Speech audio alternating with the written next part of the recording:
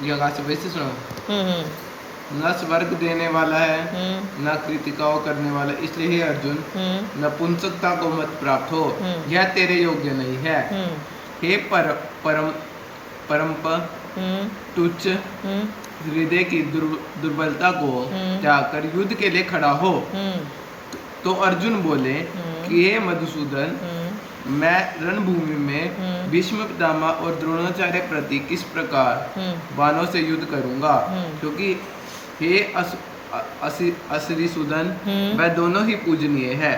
इसलिए उन महानुभाव गुरुजनों को न मारकर इस लोक में भिक्षा का अन्न भी भोगना कल्याणकारक समझता हूँ। हाँ, तो कहते हैं ना कि मैं नहीं मारूंगा भाई, मेरे तो सब पूजनीय है। अगर मुझे कुछ नहीं भी मिलेगा तो मुझे वो कुछ भी नहीं चाहिए, लेकिन मैं युद्ध करने का गुरुजनों को मारकर भी हाँ, इस लोक में, क्योंकि वो सब गुरु थे ना उनके, वो सब गुरु थे। अर्जुन जो जिनसे इन्होंने शिक्षा प्राप्त की थी बचपन में, वो सब उनके गुरुजन थे जो युद्ध में सामने खड़े होते। तो अर्जुन कहता है मैं इनको मारकर बिल्कुल भी कोई मैं नाम नहीं कमाना चाहता, मुझे कुछ राज्य नहीं चाहिए, कुछ नहीं चाहिए। क्योंकि गुरुजनों को मारकर भी इस लोक में रुधिर से सने हुए रुधिर से सने हुए हाथ, रुधिर से सने हुए अर्थ और कामरूप भागों को ही तो भोगूंगा। और हम लोग यह भी नहीं जानते कि हमारे लिए क्या करना श्रेष्ठ है, अथवा यह भी नहीं जानते कि हम जीतेंगे या हमको वे जीतेंगे। और जिनको मारकर हम जीना भी नहीं चाहते, वे ही धृतराष्ट्र के पुत्र हमारे सामने खड़े हैं।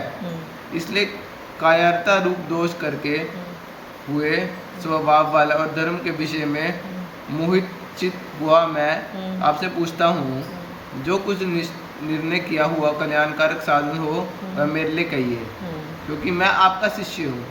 इसलिए आपकी शरण मेरे को शिक्षा दीजिए, क्योंकि भूमि में निसंकट धन्यास राज्य को और देवताओं के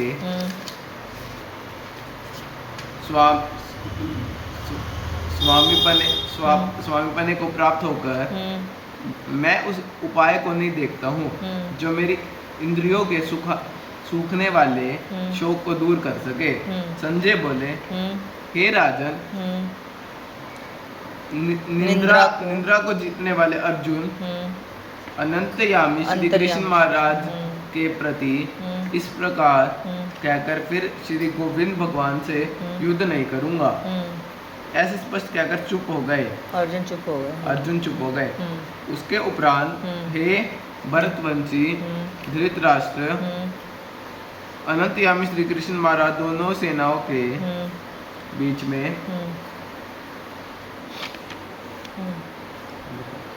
ये जो ये संजय है ना, ये उनका असिस्टेंट है, उसका धृतराष्ट्र का असिस्टेंट है, तो वो सुना रहा है ना सब। हाँ बोलो, कोई बात नहीं, कोई बात बोलो। हाँ ठीक।